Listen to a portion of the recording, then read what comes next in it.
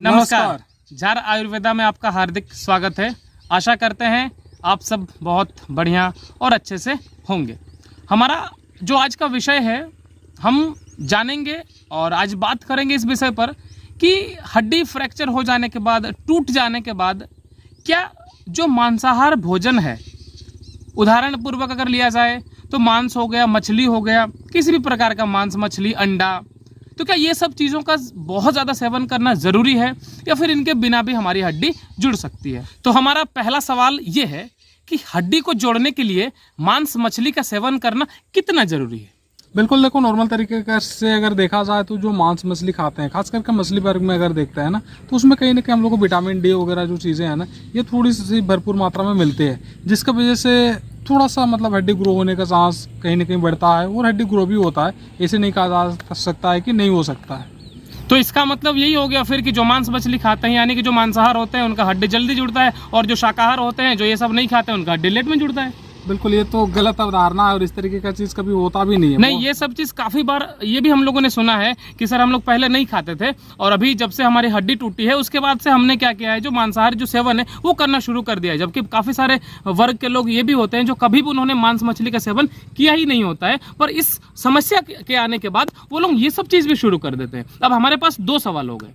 तो बिल्कुल देखो, सबसे पहले आप लोग मांस मछली को लेकर के बात की है ना। बेशक जो मांस मछली खाते हैं, जो मछली वगैरह जो खाते हैं, विटामिन डी वगैरह उससे मिलता है, हड्डी तो उनसे इम्प्रूव होता है कहीं ना कहीं, उसमें कोई दिक्कत वाला बात नहीं है। लेकिन ये तो हम लोग कभी नहीं बोल सकते हैं ना कि जो शाकाहार है, शाकाहार जो भोजन हम लोग लेते हैं उसमें विटामिन डी कोई चीज़ में मिले, ऐसे है ही नहीं।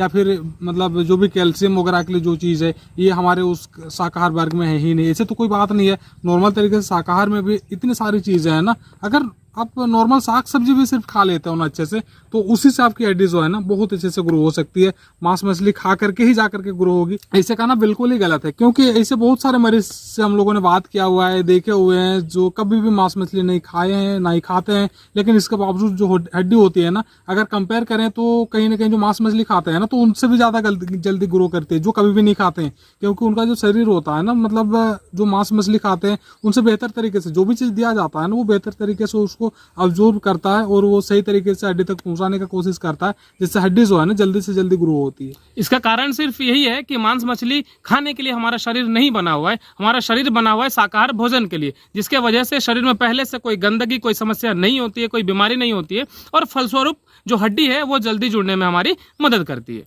बिल्कुल, लेकिन जो मांस मछली खाते हैं उनको मना तो नहीं किया जा रहा है, आप खा सकते हो, कोई दिक्कत वाला बात नहीं है।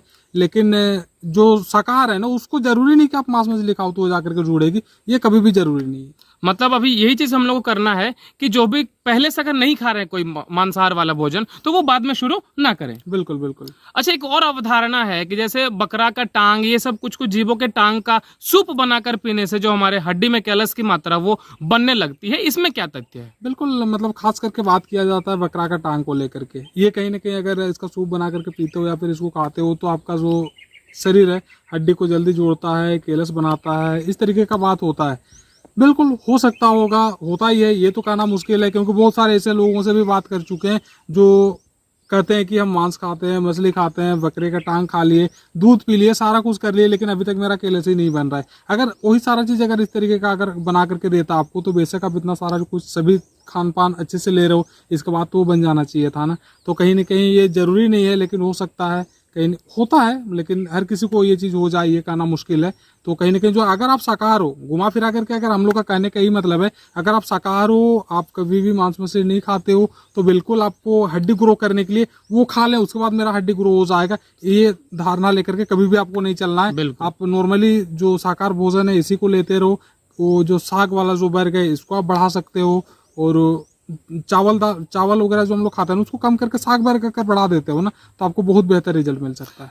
कहने का सिर्फ यही मतलब है कि जितने प्राकृतिक चीजों का आप सेवन करोगे उतनी ही जल्दी हड्डी आपकी जुड़ेगी, उतना आपका शरीर जो है वो स्वस्थ रहेगा। अच्छा, इसके अलावा भी हमने एक वीडियो बहुत सारा ऐसा भी बनाए हुए हैं कि जो मांस मछली नहीं भी खाते हैं, शाकाहार वर्ग में हमारे कौन कौन से ऐसे खाद्य पदार्थ होते हैं जिनमें कैल्शियम की मात्रा, आप यकीन मानो कि मांसाहार वाले भोजन से भी ज्यादा कैल्शियम की मात्रा उसमें होती है। बिल्कुल बिल्कुल, ऐसे बहुत सारे हमारे लगभग लगता है 2 से 3 वीडियो हम लोग बना चुके हैं, बिल्कुल, और बिल्कुल। क्या कुछ नहीं खाना इसको लेकर भी बना चुके हैं। तो बस यही सब चीजों को आज हमने बात किया, ये सब चीज हमने जाना कि मांसाहार वाले वर्ग के लिए क्या जरूरी है और शाकाहार वाले वर्ग के लिए क्या जरूरी है।